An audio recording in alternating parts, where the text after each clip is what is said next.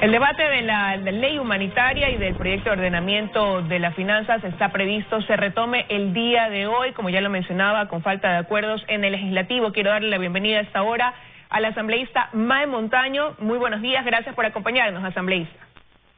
Muy buenos días, estimada Liz, encantada de estar aquí. Permítame enviar un abrazo solidario al pueblo ecuatoriano que no solamente siente hambre, sino sed de justicia en este momento. Bueno, un saludo también para usted, asambleísta. Como decía, pues gracias por acompañarnos esta mañana. Corre el tiempo para la asamblea para pronunciarse en torno a estos dos proyectos que el gobierno envió con el carácter de urgente. Quiero empezar con el de la ley humanitaria, la ley de apoyo humanitario, que bueno, se ha visto realmente una posición dividida dentro de la asamblea en torno a eso. Y ayer el presidente Lenín Moreno sorprendió quizás al Ecuador con una decisión, y era pedirle a la asamblea que lleguen a acuerdos dejando de lado la parte de las contribuciones que se podría decir era la médula principal de ese proyecto. ¿Cuál es su opinión ante el pedido del presidente Lenín Moreno? Tenemos dos proyectos de ley en estado de agonía, todos, los dos, el humanitario y también el de ordenamiento de las finanzas públicas. En el primer caso era casi previsible que una ley que pretendía meter la mano al bolsillo de los ecuatorianos que padecen una doble pandemia en este momento, la del COVID-19, que ha afectado la salud, que se ha llevado miles de vidas, que ha dejado al descubierto la gran pobreza y la miseria en la que vive la gente, la angustia de la clase media y un futuro que desconocemos, de pronóstico reservado, pero también una pandemia de la corrupción que nos deja realmente tan indignados. No encontramos la palabra realmente para calificar esa indignación, y que ha dejado al desnudo un gobierno incompetente, ineficiente, con olores putrefactos de esta corrupción heredada y de la propia. Era imposible aprobar una ley de esta naturaleza. Sin embargo, hay temas que hay que rescatar, y por eso esperamos que en el debate de hoy seamos capaces de llegar a ese consenso que el gobierno fue incapaz de hacerlo antes de enviar estos proyectos de ley, respecto de sacar en blanco y negro en la ley temas que son importantes: la disminución de las tasas de interés, la conformación de un fondo de garantía estatal para permitir el acceso a créditos en condiciones favorables a los micro, pequeños y medianos empresarios, a los productores, a las instituciones educativas que están en una grave crisis, a las familias de la clase media que luchan por salvar sus casitas hipotecadas, sus pequeños negocios que también tienen dificultades.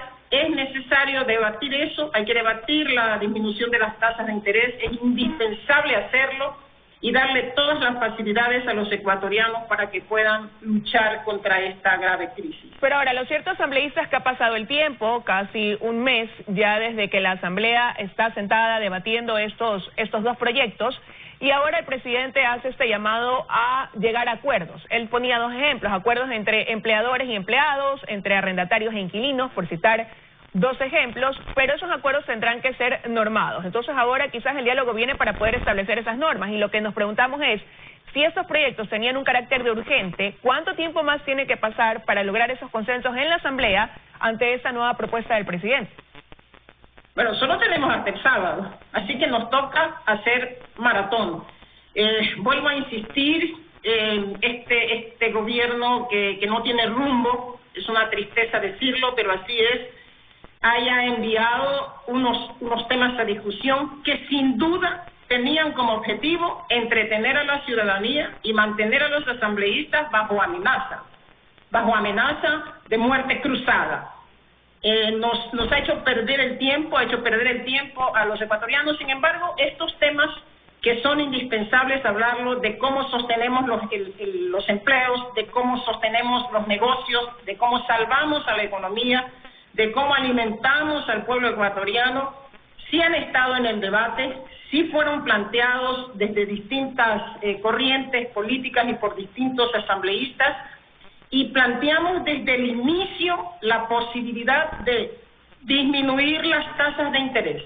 Tenemos una meta con eso y nos quedaremos con ese objetivo. Hay que disminuir las tasas de interés, hay que crear fondos de garantía, porque la gente menos favorecida no podrá acceder al crédito, no podrá refinanciar sus deudas de manera general, de las tarjetas de crédito, de las hipotecas, si no se disminuyen las tasas de interés. Y esa tiene que ser una lucha. Si no se establecen condiciones específicas para que los micro, pequeños y medianos empresarios puedan sostener el empleo. Esos son los temas del debate. ¿Cómo reactivamos social y económicamente al Ecuador y a su gente en este momento? Esos son los temas. Vamos a tener que esforzarnos, vamos a tener que establecer esos consensos que son necesarios, pero solamente eso puede salvar la ley, porque solamente hay dos caminos: o la sepultamos o la resucitamos.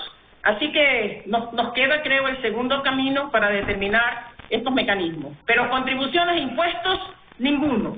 Ahora, pero y esa es la pregunta, ¿cómo encontrar ese equilibrio? Porque usted ahora hablaba de la necesidad de bajar las tasas de interés y obviamente para favorecer a ese empleador, a esa empresa, a ese trabajador, a ese ciudadano, pero a través de esas contribuciones también es cierto que el gobierno buscaba tener una inyección de dinero que le permita hacer frente a esta pandemia que no solamente ha afectado al Ecuador de esa manera, sino que vemos a otros países del mundo y ya teniendo una economía golpeada como la nuestra. Hay circunstancias que ya bien el país conoce que se juntaron, ¿no?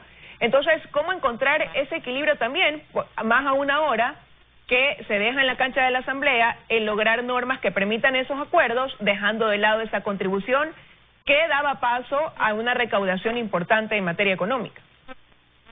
Imposible. En este momento en que la pandemia de la corrupción ha tenido un destape sin nombre, no se puede transferir a los ecuatorianos y a las familias que necesitan liquidez y a los negocios que necesitan liquidez el costo de esta pandemia que es más letal que el COVID-19.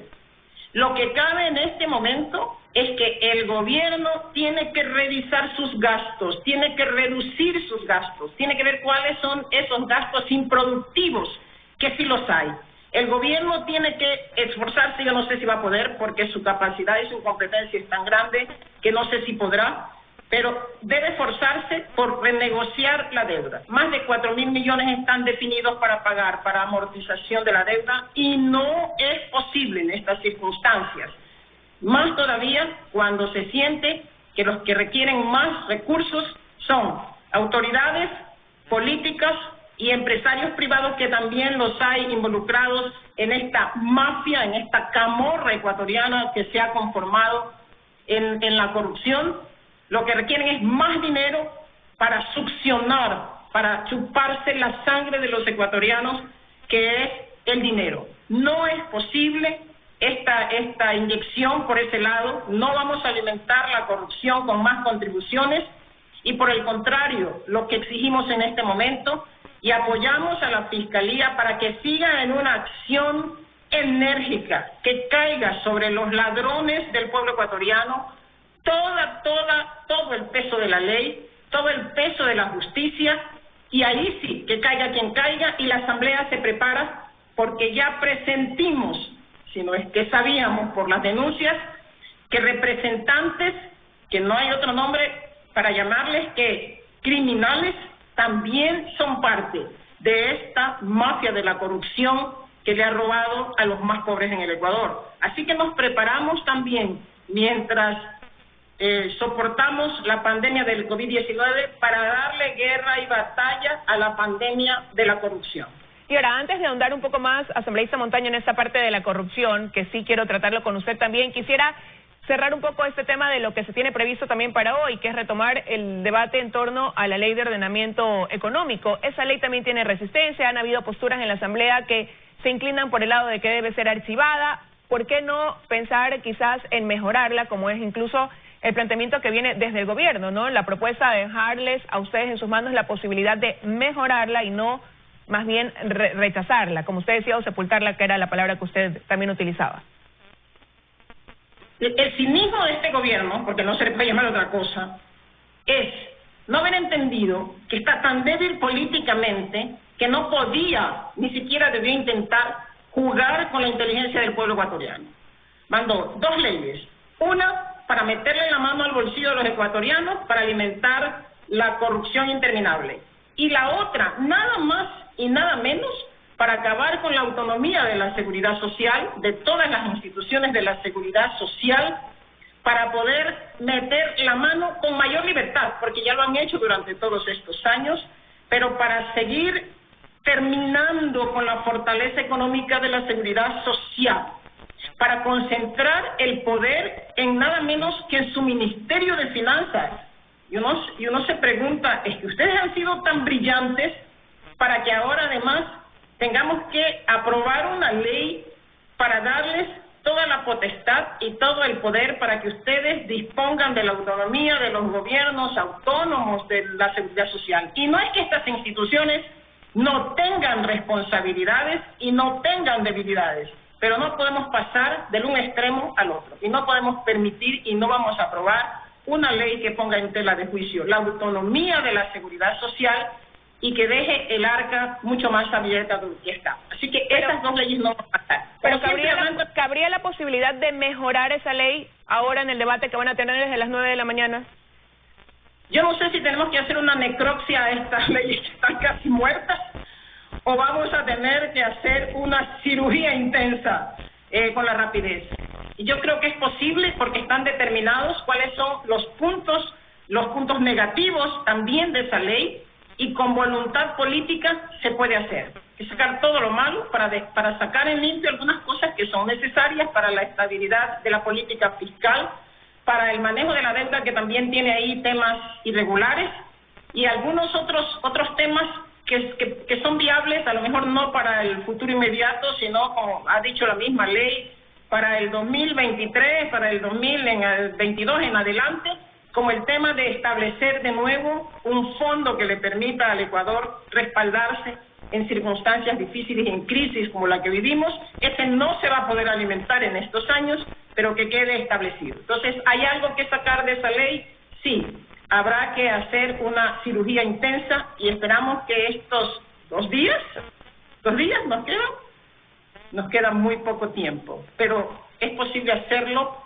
Por el bien del pueblo ecuatoriano estaremos dispuestos a trabajar hasta la hora que sea necesario. La ministra de Gobierno, María Paula Romo, estuvo ayer en este espacio y ella precisamente decía que quería confiar en que los asambleístas podían encontrar el camino para mejorar esa ley y que no se pondrían por delante, más bien, intereses partidistas o electorales. ¿Usted cree que hay quienes en la Asamblea pueden estar pensando más en las elecciones del 2021 que en resolver estos proyectos que tienen carácter de urgente hoy en la Asamblea? Hay que decirle a la ministra que ni ella ni su gobierno tienen autoridad moral para emitir ese tipo de comentarios. Así que prefiero no referirme a ella y hago más bien el llamado al interior de la Asamblea. Sabemos que la Asamblea está golpeada también porque sus actores políticos hemos perdido confianza, hemos perdido credibilidad, hemos perdido autoridad moral. Y por eso el día de ayer yo decía que por lo menos intentemos recuperar una parte de esa autoridad moral haciendo aquello que es posible hacer. Y creo que podemos sacar en adelante estos 2 proyectos de ley, sacarlos de esta agonía o casi resucitarlos para dar algunas alternativas que son necesarias en este momento. Entonces hay que separar la hojarasca de lo realmente necesario en este momento, de lo medular.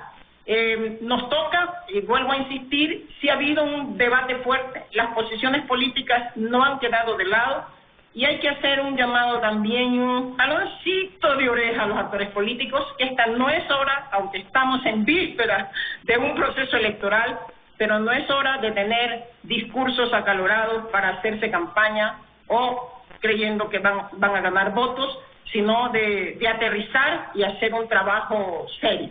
Así que la Asamblea, que está tan cuestionada por los temas de corrupción y que le toca también tomar un rol súper importante para su autodepuración, está en un momento crítico, está también al borde del abismo. Bueno, y precisamente usted ha hablado de la corrupción a lo largo de esta entrevista, y el día de ayer en el debate usted pedía a la Fiscalía que realice una investigación exhaustiva para ver si es que asambleístas pudieran estar ligados a la corrupción que se ha develado en los hospitales públicos. ¿Qué sospechas tiene que la llevaron a usted a hacer ese pedido a la Fiscalía?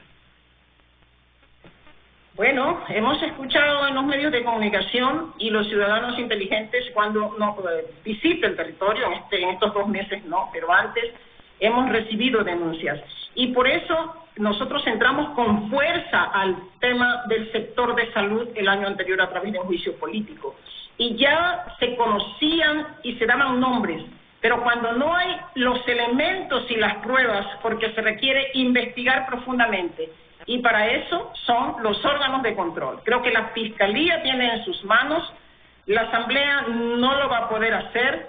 Ojalá su presidente, que lo conminé ayer, a presentar formalmente un pedido a la Fiscalía para conocer los nombres, y no solamente de estos representantes que podríamos ya calificarlos de ser verdad, de comprobarse su responsabilidad en esto, realmente criminales, porque no podrían tener otro nombre. Pero necesitamos también que la Fiscalía nos diga quiénes son las cabezas de la mafia. Todas las mafias tienen jefes. Necesitamos saber quiénes son esos Al Capones, esos Pablo Escobar, esos Chapo Guzmán, quiénes repartieron los hospitales como cuotas políticas. ¿Quiénes fueron? ¿Quién fue él? ¿Quién fue ella? Necesitamos saber quiénes están en esta alianza público-privada que se formó para jugar con la vida, con la salud y hasta con la muerte de los ecuatorianos. Eso tenemos que conocer, no nos podemos quedar en el medio. Tenemos que conocer quiénes son estas cabezas y que sobre ellos caiga todo el peso de la justicia, que vayan a la cárcel, que les den la máxima pena, y tenemos que seguir luchando para recuperar lo robado. La Asamblea está en entredicho. El pueblo ecuatoriano pensará, hemos elegido como representantes a verdaderos criminales. Ahora, asambleísta Montaño, pero en su momento, como usted bien lo menciona, meses atrás, cuando comenzó a hablarse de este tema de que tal vez había asambleístas ligados con ciertas cuotas en hospitales públicos, el tema no prosperó y no teníamos la atención centrada en una pandemia. ¿Qué le hace pensar que ahora podría ser el momento para que eso de ahí prospere y se lleve a cabo una investigación que pueda determinar un resultado y dejar ya que esto deje de ser un rumor, sino que más bien pues a despejar esas inquietudes, esas dudas? Usted lo dice bien. 9 meses cuando en el juicio político a la ex ministra Verónica Espinosa dejamos en evidencia que el sistema de salud estaba herido de muerte por ineficiencia, por inoperancia y por corrupción, y que dentro del sistema de salud habían mafias, habían redes y alianzas público-privadas. Y le exigíamos al gobierno el cambio, las correcciones, las rectificaciones, y con una bofetada inmensamente grande, lo que hizo el presidente de la República fue designar como ministra a otra de la misma red. Y no movieron un dedo para resolver los problemas. O mejor dicho, sí movieron dedos para sacar a los funcionarios honestos que habían sido parte de esta investigación. Enviamos el expediente, ahí sí la Asamblea envió el expediente a la Contraloría y a la Fiscalía, y hay que decirlo también con todas las letras. La Contraloría no ha dado resultados de sus exámenes especiales, ni la Fiscalía ni siquiera se dignó contestarle a la Asamblea. Ese tipo de cosas no pueden darse. Así que este es el momento, entonces, que la Asamblea, que la Fiscalía, que la Contraloría entendamos que hay que trabajar juntos, porque cuando se hace un juicio político no puede quedar solamente en la censura de un funcionario. Hay que llegar a determinar las responsabilidades civiles y penales y enviar a todos estos ladrones infames al lugar que le corresponde, a la cárcel. Y tiene que caer sobre los bienes mal habidos, sobre esa riqueza mal habida, también el peso de la justicia, porque es a través de la justicia, porque en eso la Asamblea ya no puede hacer más que aprobar leyes, que también tiene que hacerlo en este momento, pero hay herramientas suficientes. Así que mi llamado ferviente en este momento a la Fiscalía, que ya está atrás de algunos, pero son muchos más, que caigan todos. Y como dijo alguien ayer, que rueden las cabezas que tengan que rodar, respetando el debido proceso. Pero estamos indignados. O sea, ya no sabemos qué más decir realmente para hacer que la justicia caiga sobre estos funcionarios y sobre estos políticos que en vez de representantes del pueblo vuelvo a insistir, son verdaderos criminales. No nos quedaremos tranquilos hasta que esta sed de justicia del pueblo ecuatoriano sea saciada. El país espera respuestas en ese sentido, así como también está pendiente del gran reto que tiene la Asamblea en 2 días de resolver sobre estos 2 proyectos enviados por el Ejecutivo con el carácter de urgente. Gracias, asambleísta Montaño, por habernos acompañado esta mañana. Muchas gracias a usted, estimada Alicia. El pueblo ecuatoriano nuevamente ratifico mi abrazo solidario. Que tenga un buen día. Nos vamos a ir a una pausa aquí en los Desayunos 24.